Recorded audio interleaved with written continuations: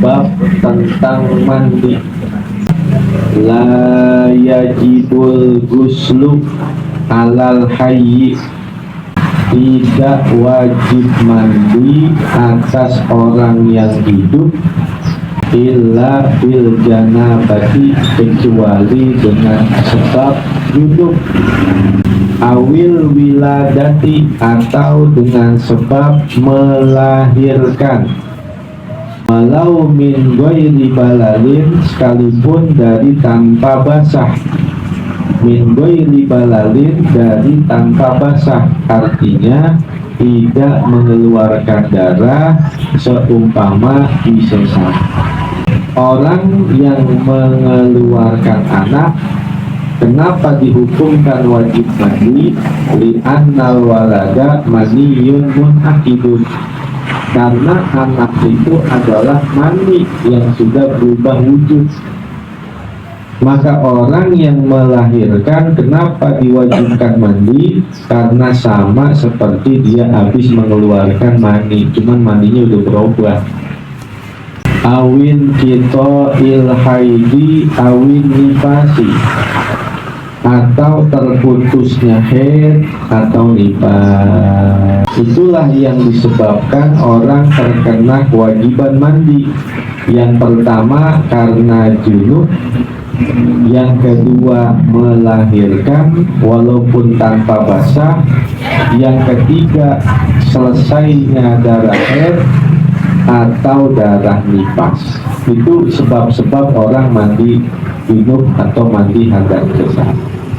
Watah sulul janabatu, dan terhasil hadas besar itu imma bidukhulil hasyafati, ada kalanya dengan memasukkan kemaluan laki-laki, au miqdariha, atau ukurannya saja. Kalau hasyafah semuanya, kalau miqdariha seumpama separuh doang. Apakah helmnya doang atau separuhnya doang? Fi kubulin au dubulin, ke kubul atau dubul. Walau libahimatin, walaupun kepada binatang, ataupun seumpama kepada mayit. Ada orang yang meninggal dunia, cakep perempuan, lalu disetubuhi, maka yang hidup yang menanggung hadas. Sedangkan si mayit walaupun sudah dimandikan tidak wajib memandikannya kembali walaupun disetubuhi. Kalau orang yang meninggal dunia itu sudah dimandikan lalu disetubuhi saja tidak berhadas besar, apalagi timbang hanya wudhu.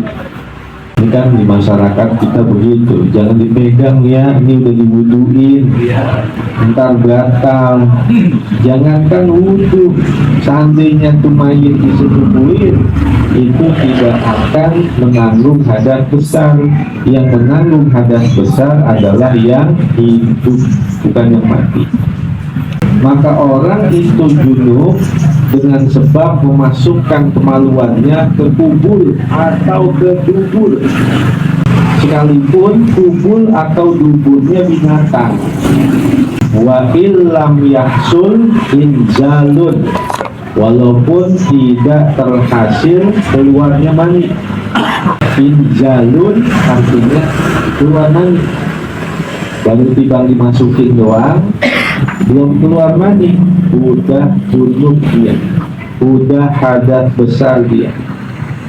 Bahwa baru dimasukin, belum diapa-apain, baru dimasukin doang, tamu datang, Assalamualaikum, ya, pada dia lagi lama ini ukurannya.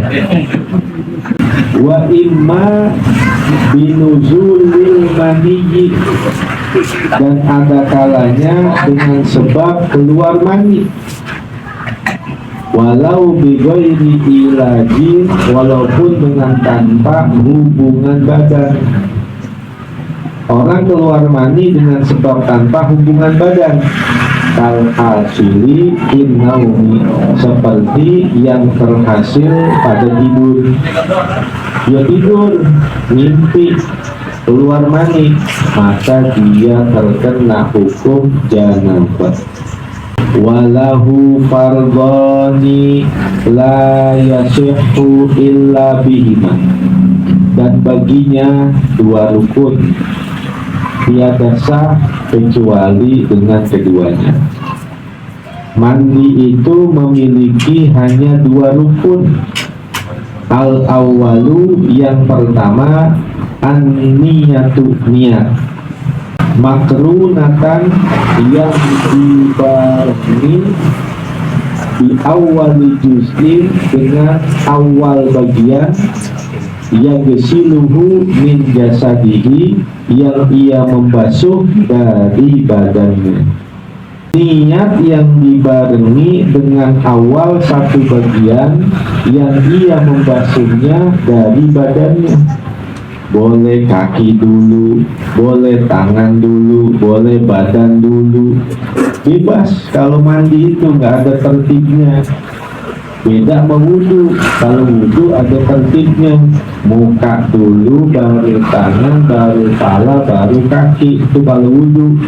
Tapi kalau mandi, mau kaki duluan, mau tangan duluan, mau badan duluan, bebas.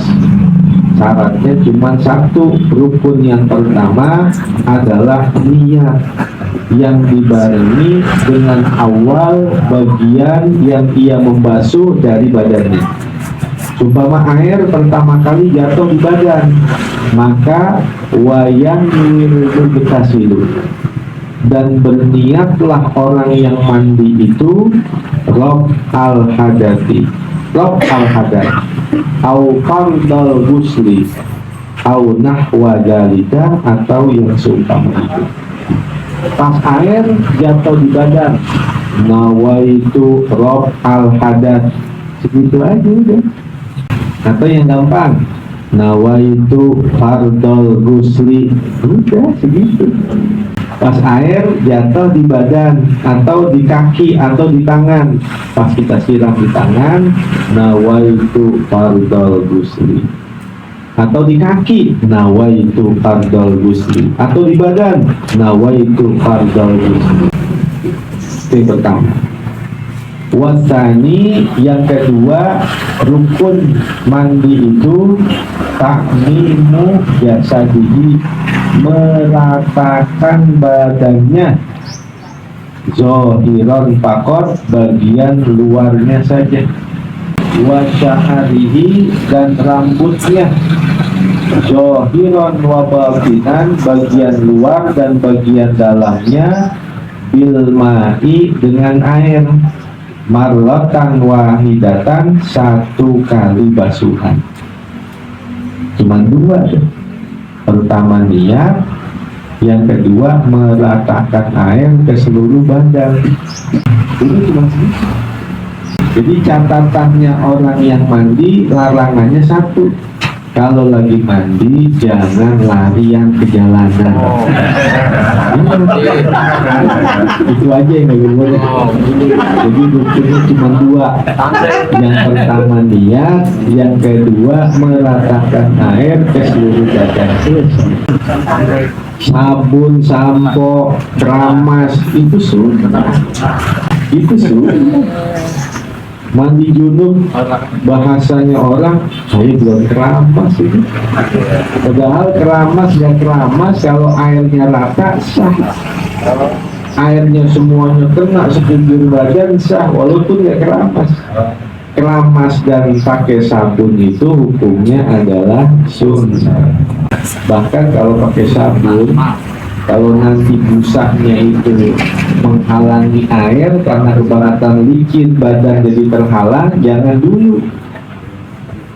Yang bagus itu kita mandi air dulu, udah rata kira-kira semua, udah semua nih, udah basah semua nih dari ujung kepala sampai ujung kaki udah basah semua, baru kalau mau pakai sabun, baru mau pakai sampo. Karena jangan sampai yang sunnah justru menghalangi yang fardu. Makanya sebelum pakai sampo, sebelum pakai sabun, buyur dulu sebanyak-banyaknya air, tapi jangan berlebih-lebihan. Yang penting rata dari ujung pala sampai rambut di ujung jempol.